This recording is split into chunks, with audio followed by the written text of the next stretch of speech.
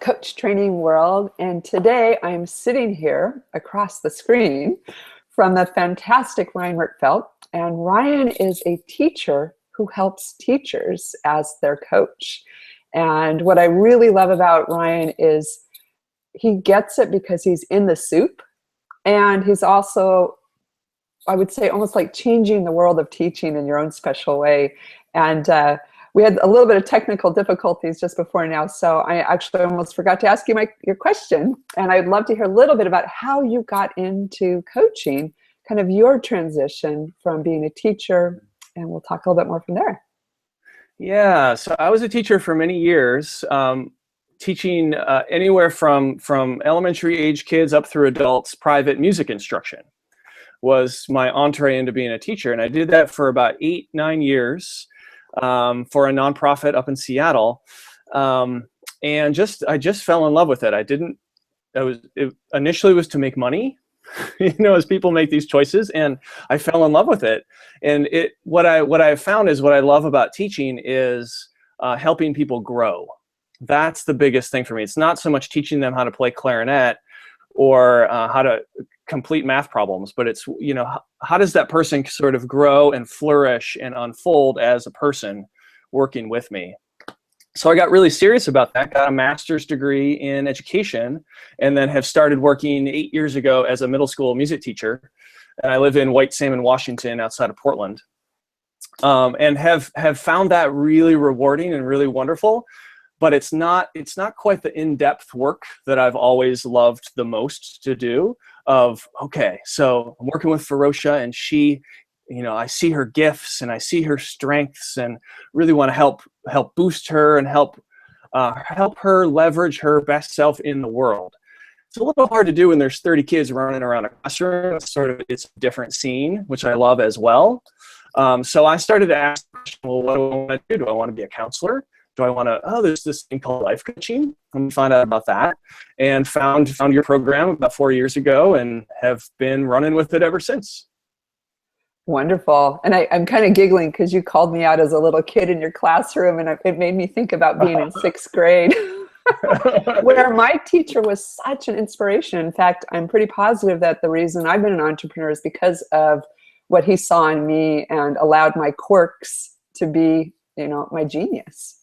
Yeah, I mean, it's one of my favorite things as a teacher and as a coach is to honor those quirks, honor the things that we bring that are individual about us that the system doesn't necessarily appreciate, that your average person or even average teacher doesn't necessarily appreciate of wow, this person is amazing in this way, and it's a little quirky, and that's wonderful. These are the gifts we bring. So good for your teacher. It's awesome. And good for you being the teacher that's teaching the teachers, or I should say more so inviting their own growth. Yeah. Can you talk about that? Yeah. You said some really awesome things about that in the classroom. Working with the teachers. Yes. Yeah. So my belief is that if a teacher is thriving, really flourishing as a person and in their work as a teacher, that the kids are going to then have a chance to thrive and flourish as people. It is amazing to me, and I'm constantly surprised at the impact a teacher has in the classroom.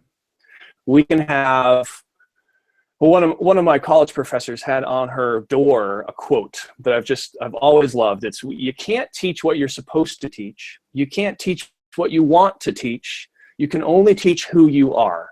And I just loved that. Because it's true, we can try as we might to teach these math problems or teach these language arts concepts, but who am I being in the classroom? Am I being inviting? Do people feel comfortable to be themselves, to have their quirks? Do people feel comfortable to ask questions? Do they feel inspired to be alive and to be at school and to be a person?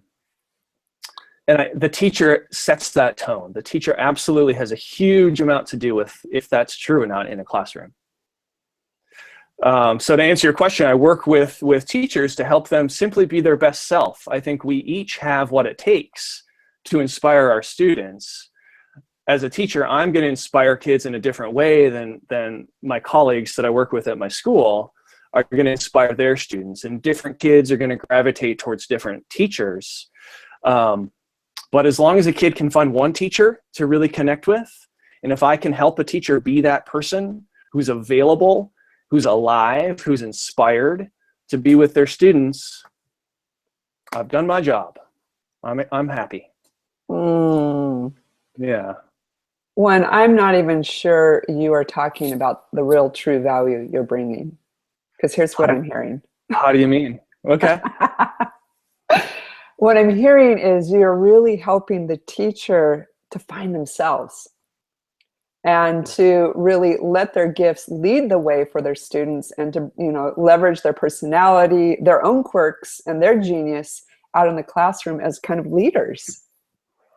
And also to help them to feel, probably, you know, I'm imagining, you know, I mean, in a way, I guess I'm a teacher, but my audience actually wasn't put on a school bus. But, you know, when you have a classroom of kids, those kids have to come to school, right? It's kind of, you know, they don't really get the choice because they're kids. And, you know, you have this audience that really you have an opportunity to develop as a teacher, and being able to feel your best and be your best is going to be inspirational to them, but it's also going to be inspirational to you to feel really valued for the gifts that you're giving. And I know you've talked about in the classroom, you know, so much of teaching is around, you know, fitting into the teaching environment and the tests and things like that. So I think what you're really doing is helping the teachers to really feel the value they're getting deep inside. Yeah, so it goes both ways. It's really, teaching's a really fascinating thing, because the culture says whatever is best for the kids. And while I agree with certainly doing everything that's good for kids, I get a little squeamish when I hear that, because it's not the whole picture. It's whatever's best for all of us. What's best for parents? What's best for teachers and principals and students? Because we're a community. You know, it's not just this small segment of our population, our students in the 6th grade, let's say. It's all of us. So are teachers getting the recognition that they need? Are they feeling, we're in a culture where teachers don't feel respected. We don't feel like true professionals. I've heard us called quasi-professionals. Like, and if we're going to really bring our best self and bring these amazing gifts and talents and skills that we've spent years building and growing, it's a high level of expertise to teach well. We have to feel respected, and that starts with us, right? So as a coach, one of my jobs is to help a teacher really see the value that they bring to their classroom, to their colleagues, to their communities. And when that is a foundation, then all of the other things that they do as a teacher are going to be building on that really rich, powerful foundation that the kids can't help but benefit from.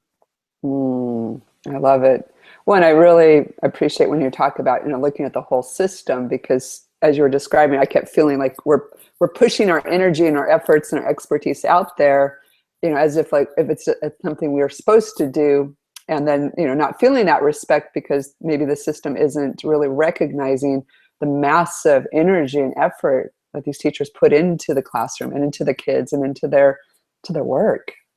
It's massive. The effort, the inner effort and the outer effort to do a great job as a teacher is huge. And a lot of times kids don't appreciate it and parents don't appreciate it. And you get the opposite of positive feedback frequently. So one of the things I've brought to my school from my coaching training is to start staff meetings with a what went well activity. So, and teachers are used to coming to a staff meeting and boom, what do we got to do? What are the problems? What are we going to fix? Right? Or pass the candy, pass the donuts, pass the coffee so that we feel a little bit better. I don't think that's enough. I don't think that's nearly giving ourselves the recognition and the support that we need. And so what went well is an activity I've introduced to the staff. We just start, it can be 5 minutes, it can be a half an hour, but let's go around the room. What went well today? What'd you do well? What are you excited about? And it could be small things like, you know, I made sure that Johnny got his lunch today, that he ate food today. And it could be, and he said thanks. It could be little things. It can be big. Wow, I created this entire new program in my classroom and it's going great. And here's my successes. Here's what I want to have you guys help me celebrate. And it's such a wonderful way to start off a meeting with staff, that we can feel appreciated. We can appreciate each other. We can feel other people's appreciation. And then let's talk about the issues at the school from that place of feeling respected, feeling honored, feeling like a professional. It really feels like you love your work. Frequently I love it. Frequently I hate it. So when you're working with people in a system that's in many ways broken, it can be very heartbreaking sometimes to be a teacher. It can be very hard. I'll be honest. And that's what I think what's inspired me to work with teachers. We need that support. It's really important, the work that we do with kids. I can't think of anything more important. And we don't necessarily get the support that we need to do a great job because it's so difficult. So I think that's why I want to coach teachers, to help them do a better job and to help them love teaching. Well, and I imagine you're quite an inspiration, just bringing that positivity into the, even the board. What do you call it? The student board? I apologize. Oh, I said like a staff meeting. Staff meeting, yes. Yeah, bringing the positivity and really shifting that focus, because it feels, as you're talking, it feels heavy. It can be really kind of oppressive. Because like I said before, teachers are asked to do so much with so little. And if we focus on that, if we're, this is wrong and that's wrong, and gosh, I didn't do this right, and you didn't do this right, and the state's requiring all these things with no extra money and support, and it's very easy to go down that road. So if we can, and we have to acknowledge those things, certainly, but if we can be focusing on what is working and what we do love and what are the gifts that I bring and what are the gifts my students bring to me, let's talk about those things as a focus as well. What it almost feels like is there's also some work around self-compassion and self-love with the teachers. You bet. Self-care and sustaining yourself is a huge part of the work I do with a teacher. I have a 4-part system I use with teachers that we go through. So there's 3 main parts that I can talk about, but around those 3 sort of steps that we'll take in coaching is called just sustain yourself. What do you need to do with self-care, with boundaries, with getting the support that you need to continue your difficult work? How can you bring your best self despite all these obstacles? How can you flourish even though it's ridiculously difficult sometimes? I think that gets missed a lot. Well, and I'm also imagining that part of the support you bring, because there's the structure with the self-care and the boundaries and things like that. But you being with them and knowing the road, because you're in the road too with them, you're still traveling it, on both the street and in the car, I guess, with I should say, or the coach. Really, you're kind of doing both parallel. You really get them, and you can be that, compassionate person that helps them to feel really connected to themselves. And, I'm just going to use the word that's coming up, but safe to just share those things with you, because they know that you get them. That's one of my gifts that I really love to use, is helping people feel safe, whether it's a student with their quirks in my classroom, then I'm going to honor that, and they know that, or it's working with a teacher and their quirks or their struggles or their gifts that they feel bashful about sharing. A school isn't necessarily a safe place to say, here I am, here are my wonderful gifts and strengths, yay. It's not necessarily a place that wants teachers to do that, or even wants kids to do that. And so I know firsthand how difficult it is to bring your true self, be kind of vulnerable in a place that's not necessarily conducive to that. And to pull that off, for the sake of me and my students and my colleagues and my community, we have to do that if we're going to be successful. If we're not going to burn out, if we can sustain ourselves for decades in this tough work, Yeah, we have to have people we feel trustworthy with and safe with, and we can be ourselves with. Yeah, and get honest feedback from. You're kind of making me tear up. I know. I feel a little too. It's really meaningful work. Those teachers, we got to do more. Yeah. I mean, my biggest mentors have always been my teachers, and it's not because of what they've taught me. It's because of who they were, and they showed me it was okay to be me. That's it. If we can do that for kids, we're done. The world will provide them with opportunities to learn what they need to learn, I believe. And schools are a good place to provide that. But if we can help people feel good about who they are, feel confident to be them, to learn who they are. Kids are awkward and quirky, and they don't necessarily know who they are. They're trying to figure it out. And it happens in relationship with adults and kids and parents, and we need to help them figure out who they are and help them be that person boldly in the world. I'm doing the big ta-da. Absolutely. Awesome. Well, I so love the work you're doing. And I'm always in deep appreciation when teachers step into the coaching realm, because you are not only making your difference, but you are coming into systems that are just ripe for change. And so in many ways, you've got such an exponential touch, because you're working with multiple levels of a system to make your difference. And I want you to pick up your hand and really hit yourself on the back, because that's huge. And I don't know that you know how powerful that is. I was going to say another piece of that exponential power is the students themselves. If I can help a teacher help a group of students over years, those kids are going to go and be doctors and lawyers and teachers and coaches and politicians. And, that's the exponential power that we have as teachers and as coaches. It's very exciting. Yeah. And I think you're also modeling human connection, creativity, curiosity, honesty, integrity, a lot of those things by showing up as a whole person, authentic, whether or not they become a doctor or not. They feel comfort, or what I would say, absolutely, they feel at home. Yeah. Feel at home. Doesn't matter what they do. If they can contribute to the world in some way that is authentic to who they are, be part of their community in a integral way, the world's going to be a better place. So if I was a teacher and I wanted to get your kind of support, how would I learn more about you? Well, I have a website. It's ryanmurtfeldt.com. I think it's at the bottom of the screen. So that's a great place. You can sign up for my blog and my newsletter and watch some videos of me conducting some workshops and working with teachers, and just kind of see what I'm up to. I'd love to talk with you as well. I offer a complimentary consultation to people who want to check out coaching. Great. And you probably work online as well as phone and in person? Yeah, all of the above.